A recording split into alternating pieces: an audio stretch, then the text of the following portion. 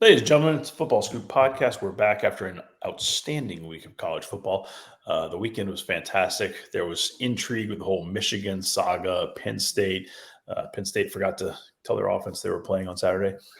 It happens. That all played out. Texas A&M did not forget to tell their offense they were playing. Texas A&M hung 51 against Mississippi State, and it's Monday morning, and both their head coaches have been fired. I have the football scoop, the whole squad here. I got Zach Barnett in the lower left, John Bryce lower right, Dougie Samuels top right, looking fantastic and dapper as always. I am Scott Roussel. I want to start this with John Bryce. John, you started us off yesterday with a look at some potential A&M candidates. It's loaded because so is the bank account. Start me off with a couple of candidates, and we'll give you some feedback on those, John Bryce. Yeah, look, Mike Elko, I think, has to be at or near the top of the list for very obvious reasons. Not only his direct connections to Texas A&M under Jimbo Fisher, but then with what he's done in a remarkable effort to turn around Duke in very short order. And David Cutcliffe had done a very nice job at Duke, but had certainly plateaued and started to dip. And now Elko sent notice last year, and then the opening week this year when they just not only beat Clemson 28-7, but really handled Clemson in a lot of facets and frankly looked like the more athletic team. They should have beaten Notre Dame. The question mark on Elko, he has a very reasonable buyout, is my understanding. We have that information in our story. I think it's around $5 million. But does he want to recruit at the absolute ferocious breakneck level that being a head coach in the SEC requires, and particularly at a place like Texas A&M, which is largely wandered a vast football wasteland for the last 25 years with only one season of double-digit wins. There's a lot to unpack there. First of all, there is no doubt in my mind Mike Elko wants to recruit the highest level. Mike Elko is a fierce competitor, and he's a gentleman in front of the camera, but he's all heart and he's all dog, to be honest. He's I wouldn't challenge Mike Elko. That would not be a poor hire by any chance. How about another guy that was on your list? And I'll ask Zach to give us thoughts on Jeff Traylor over at UTSA. Yeah, he would probably be number 2 on my list. A little bit heftier buyout for Jeff Traylor, around $7 million, I think, to leave UTSA. But frankly, he's going to be a top candidate for more than one job in that state as things unfold here over the next week or so, or in the next 10 days as the cycle continues to get accelerated. But, Texas A&M people love Texas people. They love winning. Jeff Traylor is both of those things. And Zach has far more insight into this than I do. I just know it from some recruiting through the years and still staying in contact with coaches around the country as much as possible, especially at the high school level. He's beloved, is my understanding, by high school coaches in the state of Texas. I'll just state it. Disclaimer first off, I'm a Texas X. There is no running from that, and I would rather see the Longhorns win than the Aggies on a given Saturday. So having said that, I guess I'll be the naysayer here. The thought of A&M hiring Mike Elko does not scare me. There's guys higher on the list that I would rather not see in College Station than Mike Elko, and he's done a great job at Duke. I don't know how much winning at Duke translates to winning at Texas A&M. I know he was a successful coordinator at A&M. I wouldn't fall in love with that. You're going into a new era of college football. I would look forward and not look backwards. So Mike Elko could do a good job at A&M, but that's one that does not strike fear in my heart. Now, having said that, Jeff Traylor is the guy that I do not want as a Longhorn the Aggies to hire, because Jeff Traylor has a lot of Mac Brown, Pete Carroll qualities, and I mean that in the highest the highest form of flattery. Like, the guy has insane interpersonal skills that I think is the number one reason why he's so successful. He has a natural ability to make whoever he meets feel important and valued. And I mean, that's always been important in college football and any leadership position. And even more so now in the way college football has become such a relationship business and building staffs and recruiting. And so he's great at that, been great at that for a long time. Obviously won big at Gilmer knows every coach in the state. And what he's done most impressively is the guy all he does is win conference games. He won 2 straight championships in Conference USA, the last 2 there, and then he's undefeated right now in American play, moving up a level with really a team that has no business being undefeated and being in the running for the AAC championship game. He's lost a lot of staff to bigger jobs. Lost players. The receiver Franklin at Ole Miss he caught 102 passes for UTSA last season. I believe that went down to the wire, but he transferred to Ole Miss very late in the process, and so they've absorbed a lot of personnel losses, coaching and players. Frank Wilson there has been hurt a lot of this season, and they're still in the running for a conference championship game. So the guy can flat out coach. He's a winner. He knows everyone in the state, and the fact that his candidacy for this job is kind of the worst kept secret in the state of Texas. I was reading a piece written last year by Brenton Zorneman, the longtime Aggie beat writer for the local paper there. He mentioned Jeff as a candidate last year when the job ultimately did not open. So I think he would absolutely kill it at A&M. All right, Zach. So you mentioned that Elko wouldn't scare you. There's some other guys higher on the list. Obviously, Jeff Traylor, great football coach. What about a guy like Dan Lanning? That's another one that's high up there. I mean, you talk about a Kirby Smart starter kit. Just I know people who know Dan. I don't know him personally, but from what I've seen from afar, I mean, he's someone I'd want to play for, someone I'd want to coach for. Great leadership abilities. Obviously, he's worked for Kirby, worked for Nick. Knows how those guys run a program. There's obviously influenced what he's done at Oregon. Done a very good job at Oregon. Has arguably one of the best teams in the country in Oregon. Actually, not arguably. So the guy can flat out coach. He's young. I think he could scale up A&M's natural resources to get them to where they should be year in and year out. And he's a guy high on my list of people I don't want to see in maroon. What about Will Stein? What about the influence there coming to A&M potentially with Dan? Yeah, I mean, obviously that's a guy that he was at UTSA with Jeff when he went to Oregon. So they've got Bo Nix playing like a Heisman candidate this year as a difference maker at quarterback. If Jeff were to get the A&M job, it would not surprise me at all to see him come back he's a former OC at Lake Travis, a quarterback factory in the Austin area. Would not surprise me to see Will Stein as the A&M offensive coordinator for one head coach or the other. Doug? All right. I just want to jump in and get Doug's perspective here because I've covered SEC football a long time. Scott's down in the SEC footprint. Zach lives in Texas. So, Doug, what's your perspective, especially as you talk to coaches all around the country? What's your perspective and the perspective out there on Texas A&M as a job and what the runway is for that job?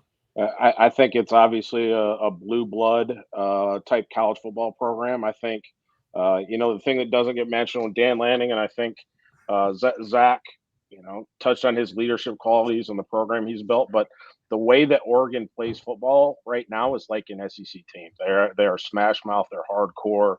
They play great defense. They're physical. And when like each league has their own kind of DNA. And Oregon is not a Pac-12 DNA type program. They're playing like an SEC football team right now, which is why they're viewed as one of the top teams in the country. I think the other guy that deserves mentioning as we're talking about the Aggies is Lane Kiffin. Have they reached the ceiling at Ole Miss? He's recruited really well. They're stuck without really breaking through to the top of the SEC, but Lane Kiffin's also a guy that might tweet something about the Aggie Yell guys there if he is at Texas A&M. So he's the loose cannon, but what would be highly entertaining at Texas A&M is an offensive guy, and then you've got a pedigree, to bring defensive coordinator with him would be also be one of those home run hires. He might tweet something about the Yell. Am I wrong? No, you're 100% right. And my perception from afar is that's what A&M wants. That's what they live for, that kind of attention, because right now they're not getting the attention for the reasons they expect to get it on the field. And we noted this. Zach and I wrote about this earlier this year when we did the DFO meetings in Dallas, or in the Dallas Metroplex area. At the time, A&M was putting the finishing touches on the nation's largest indoor facility. It's done now. It's an air-conditioned 160-yard field indoor facility. So everything is there. There's obviously enough talent in the state of Texas to stock multiple P5 rosters. And then you can also go along some different areas and recruit along the I-10 corridor and things like that. There's every reason that this job should have been much better than it has been for a quarter century. All right, John Bryce, I want to come back to you with two different guys. You mentioned both of them in the article. Very astute, I thought, based on what I've been hearing kind of through back channels. You mentioned Kyle Whittingham and Aaron Glenn. Whittingham is generally, by the four of us, considered one of the best college football coaches in the country, and has been for the last decade. We've talked about that a lot. Starting to get some national shine for sure. Some others are starting to say things like that. Whittingham, it would be a big deal for him to leave Utah, but it's been discussed. We've often said USC was the one that might get him. Lincoln's there, presumably for a while. Is Texas A&M, opening up the massive checkbook, is that enough to pull him out of Utah?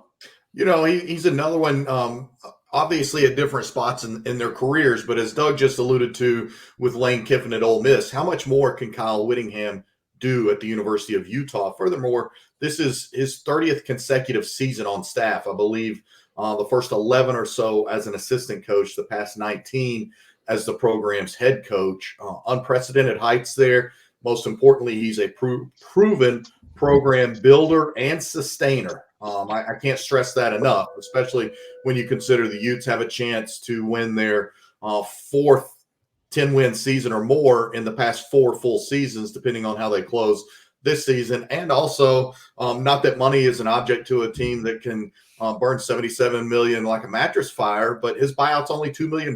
So does Kyle Whittingham want to take that final crack in the closing years of his career at a place that has every single imaginable resource, particularly when all he's done to grow Utah already with lesser resources that have improved through the years strictly because of him? And so that's why feels like a Brian Kelly situation. A guy who's like, hey, we've done exceedingly well, but I want to go compete against the best of the best, and I want to play for national championships. And with it's unlimited resources. And let's point out here, for as loyal as he's been at Utah, and obviously we visited the several programs in the state of Utah this summer and got a peek inside of how they do things recruiting and operationally at Utah. Let's not forget that in 2012, the University of Tennessee had Kyle Whittingham hired. He went to bed thinking he was taking that job, and Tennessee boosters flat out screwed the pooch the next morning and blew it. And that's the only reason at that point in time that Kyle Whittingham did not leave Utah to become the University of Tennessee head coach. They pivoted to Derek Dooley. We all know what happened after that. All right. Give me 30 seconds on Aaron Glenn. Great football coach, great man. Is he willing to leave the league? He is absolutely willing to leave the league, especially for his alma mater, especially where he was a star player, turned into a first-round draft pick. He has head coach aspirations, be that in the NFL or a Power 5 program. When I had some people point him out to me yesterday and then dug deeper, he's a very fascinating, intriguing potential candidate, in my opinion. Good stuff, gentlemen. All right, can we transition from Texas A&M to Mississippi State? Very different candidate pools. My family and I were visiting with a Group of 5 head coach, a fast riser, a guy who's doing exceedingly well at the Group of 5 level. And we were visiting with he and his family about what's a next potential career move for him. And he said, the thing you don't want to do is take a job like a Mississippi State where you can't then bounce up. He's like, you got to hang out. He says, I don't know if I need to go become, a coordinator for Nick Saban, or if I need to wait for a job like Nick Saban's, but he didn't think the right move for him was a bounce to a Mississippi State in his terms. It's a harder place to win. It doesn't have the resources that Texas A&M has. different candidate pool. How do we see that one playing out?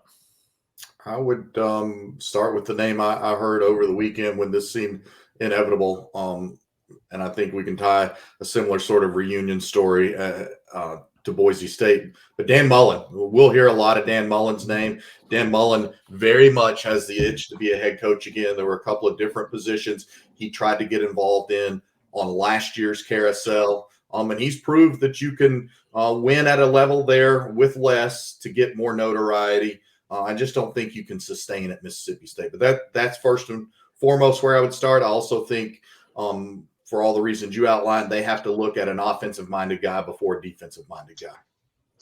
When you look at when Mississippi State has been their best in the past 10, 15, 20 years, it's the Dan Mullen era where they're creative on offense. There's nothing that kind of holds them back in terms of creativity. I think the other name that comes to mind, and not to say that he is a candidate or will be a candidate, but just from that offensive DNA perspective, is like a Jamie Chadwell, someone that can go in there and do some triple option type stuff, modern day triple option type stuff that would be somewhat exciting. That has done more with less. Kind of someone from that type of mold, I think would be good at Mississippi State. Doug, I'm so with you on Jamie Chadwell. He would definitely be at the top of my list if I was involved here. If they could lure Willie Fritz out of New Orleans, out of Tulane, that would be a home run guy. That would be a guy who says, hey, this is it. This is it for me. I'm going to finish out my career here. I'm going to have 9 great years. And the first 2 are going to be building and 7 are going to be awesome. Somebody like that would be amazing. I agree with you that Dan has to be very, very high on their list because he's proven there. If you can find another Dak, you got a great shot. But boy, Willie Fritz would be the one I'd be investigating. And let me throw one more name out there, not throw it out there recklessly, but one that I believe will get a look as this unfolds, and that's Charles Huff at Marshall. He already had a strong run at Mississippi State as an assistant coach. He has that pedigree of being under Nick Saban and helping him win a national championship. He's worked the SEC footprint as well under James Franklin at Vanderbilt, and he also did very well with James Franklin at Penn State. So I think that any of those candidates would be splendid and very encouraging for the future of Mississippi State football. But the Bulldogs have a lot of ground to make up, and they've lost ground significantly in multiple of their sports. From baseball, which is their bellwether program, it's had a bad dip in the past couple of years. Football has really sharply declined after the tragic passing of Mike Leach. Men's basketball has not been what it was just a few years ago. So there's a lot to overcome at Mississippi State. But as you alluded to, there's maybe 30% of that state that loves Mississippi State, and they'll do anything to see the dear old Bulldogs make them want to ring their cowbells. Yeah, 2 things here. Zach Selman is our new athletic director. I don't know Zach. I have never heard a bad thing about Zach, though. I think there's a lot of confidence that Zach can find a winner. The transition last year, obviously, no one expected Mike to pass away. When that happened, Mississippi State was in that weird place because John Cohen gone to Auburn. Leadership, it was a challenging situation. And I think Mississippi State, looking back, wishes they hadn't done some things they had done. I alluded to it on Twitter earlier, and actually I've heard from a bunch of guys this morning. The way Mississippi State handled that situation just wasn't great. It was end of season. Mike had already discussed back and forth with the administration some new contracts, some extensions for a lot of his current staff. And those literally, Mike had already prepared the list. I mean, it's just hand off and get it done. Mike dies, and then they let a bunch of those guys leave, or they let him go without any, I hate to say regard or compensation for their family, but there's guys who are going to be on staff for the next 5 years if Mike doesn't die, and then they just pull the rug out from under him. It was a bad look. This needs a whole new change. I expect you'll see a massive changing of the guard at Mississippi State. And I think it'll be a breath of fresh air. And I think it'll be great for the university. And the one thing I would say there to your point on how those assistant coaches were let go, it was so late cycle, it was particularly detrimental for the careers of those guys. And then also, I think that you look at, okay, you have a defensive minded head coach who takes over and very much has a vision for what he wants to do. Marcus Freeman's a very defensive minded head coach, and he's eased into his reign atop the Notre Dame program in a more gradual methodology. And I think that's what hurt Zach Arnett and ultimately became his downfall. He tried to make those wholesale changes far too quickly. And if you're going to do that, you better know your administration is committed to giving you 3 to 4 to 5 years to prove that your vision works. And he obviously didn't have that commitment. I think that made it obviously exponentially tougher for Mississippi State to go from this Mike Leach offense and mindset of attacking on offense to this far more state approach and being defensive led by Zach Arnett on defense. And that's why they're sitting here 4-6. Sunday morning, we, using Slack, we're comparing notes, trading notes, the four of us, and we're talking about what's going on today. And Zach Barnett says, look out for Boise State and San Diego State. Both are coming down. Boise State obviously then did. San Diego State, we got some mixed, like, hey, sit tight, sit tight, sit tight. And then it comes out this morning that Brady Oak is going to retire. I feel like we need to put together a whole new pod on those. So I'm going to hold us off in that conversation. But there are a couple others that we said, well, is this coming out this week, or are they going to wait till the end of the season or maybe next week? There's a couple more that are coming, some big Power 5 jobs. So I look forward to sharing all that with everybody. We're footballscoop.com. Any closing thoughts, gentlemen, before we get out of here?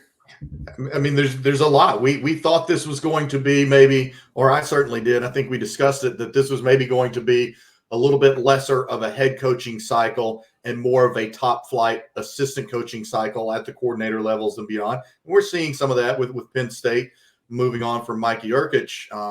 But we're seeing once again that money and fear of what your rivals are doing is starting to dictate everything. And once again, also ratcheting up the timetable on everything. And I would just say, I love it when the four of us have the pod, and we're such a much better pod when we got Doug on here. It makes a big difference. Thanks, JB. Agreed. Good stuff. All right. We're out of here. That's Football Scoop Podcast. You know how to find us. We'll see y'all soon. Peace.